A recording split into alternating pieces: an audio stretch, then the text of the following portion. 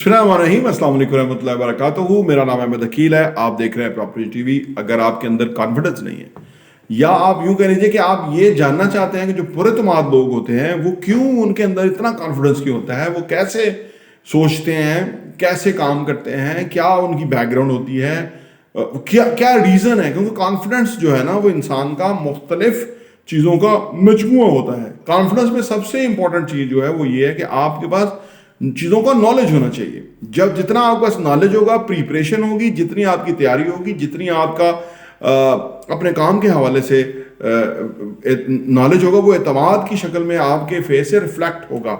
आपको सॉल्यूशंस पता होंगे। दुनिया में ना हर कोई सॉल्यूशंस जानना चाहता है और तभी वो जो है ना कामयाब होता है। तो जिनके पास ज़्यादा सॉल्यूशन होते हैं वो पुरएतमाद होते हैं। लोग उनसे बात करते हैं, उनसे पूछते हैं जी इसका क्या हल है, वो बताते हैं। और वो ऐसे नहीं कि किताबी बातें बता देते हैं, उनके पास नॉलेज बताते हैं, नहीं, उन्होंने नॉलेज को प्रैक्टिकली अप्लाई किया होता है और उनके बिलीफ्स होते हैं।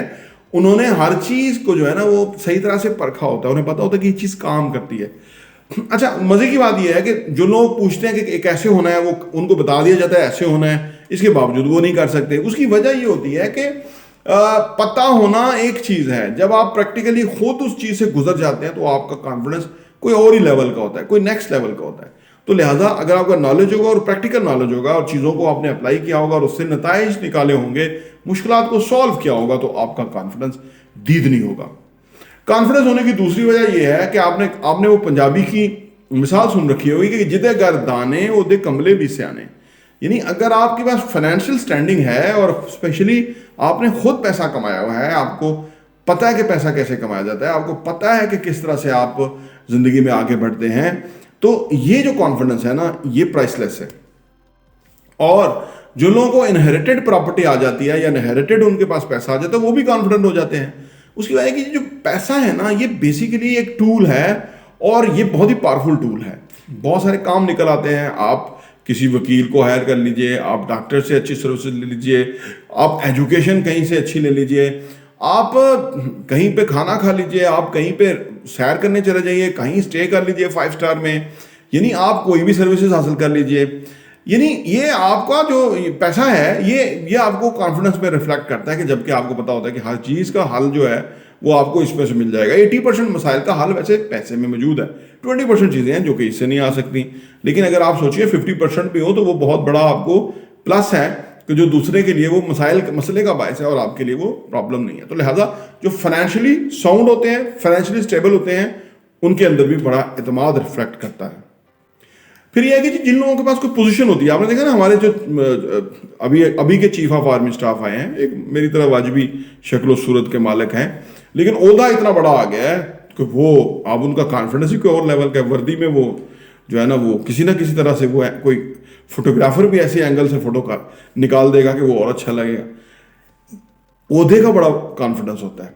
आपने देखा जिसके पास कोई सीट पे बैठा हुआ है वो ऐसे शक्ल से भी ऐसे बिलो एवरेज लगता है, लेकिन ये है कि वो हीरो लगता है, वो नाना पाटेकर लगता है। तो ये ओहदे का भी जो है ना बड़ा एक खुमार होता है, बड़ा कॉन्फिडेंस होता है, बड़ा इत्मीनान होता है बंदे का।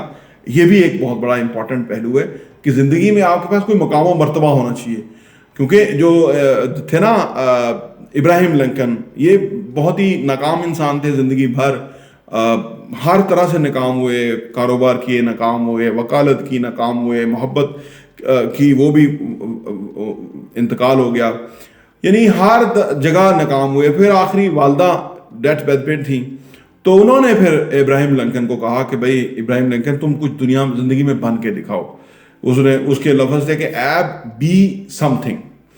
तो ये जो कुछ होना है ना ज़िंदगी के अंदर, ये बहुत एतमाद देता है। फिर इब्राहिम लिंकन को जब मौका मिला सियासत में तो वो अमेरिकन प्रेसिडेंट बने, उन्होंने वो काम किया कि अपना नाम तारीख में हमेशा के लिए लिख के चले गए। अमेरिका के कामयाब तरीन प्रेसिडेंट कंसिडर किए जाते हैं। गुलामी के ख़िलाफ़ उन्होंने काम किया, लोगों को आज़ाद करवाया, बहुत और बड़े बड़े काम हैं जो उन्होंने किए।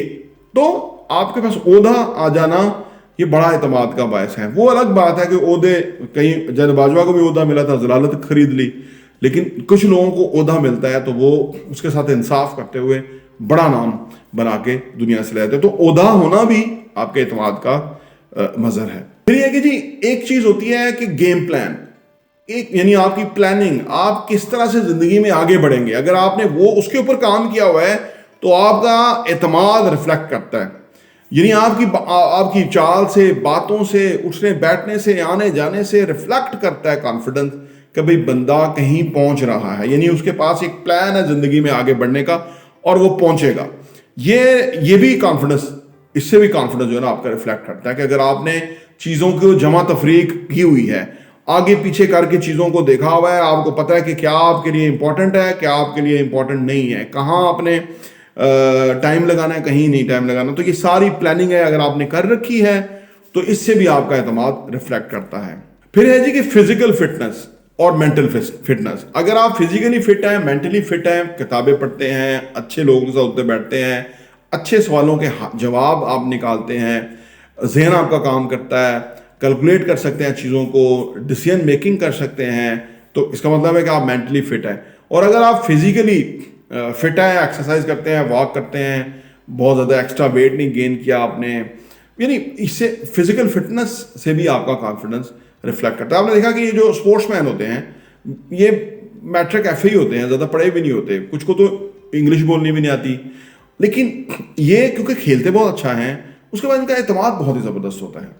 वो एक साथ में ट्रांसलेशन करने वाला खड़ा होता है, लेकिन उसके बावजूद भी उनके पास जो खेल है वो उनका एतमाद का बायस है, यानी फिजिकल फिटनेस है उनके अंदर, उसको उन्होंने स्किल को सीखा हुआ है, उनके पास स्किल है, उसकी वजह से उनका कॉन्फिडेंस, उन्हें पता है कि ये कितनी वैल्यूएबल स्किल है। तो फिजिकल फिटनेस और मेंटल फिटनेस होने से भी आपका कॉन्फिडेंस कई गुना बेहतर हो जाता है। बीमार बंदा कॉन्फिडेंस महसूस नहीं करता। फाइनली अगर आपके पास फाइनेंशियल स्टेबिलिटी है, यानी फाइनेंशियली आप वरी फ्री हैं, आपको पता है, आपको मसला ही नहीं है कि अखराजात कहाँ से आएंगे, चीज़ें कैसे रन होंगी, आपने उसके सोल्यूशन निकाल दिए हैं, आपने कोई प्रॉपर्टी खरीद ली है, वहाँ से किराए आ रहे हैं, चीज़ें चल रही हैं, आप वो काम कर रहे हैं कि जो आप करना चाहते हैं, ये नहीं कि आप रिटायर्ड हो गए, आप वो काम कर रहे हैं जो कि आप करना चाहते हैं। उसमें पैसे हो सकता है 3 साल के बाद आए, लेकिन 3 साल के बाद बहुत पैसा आएगा।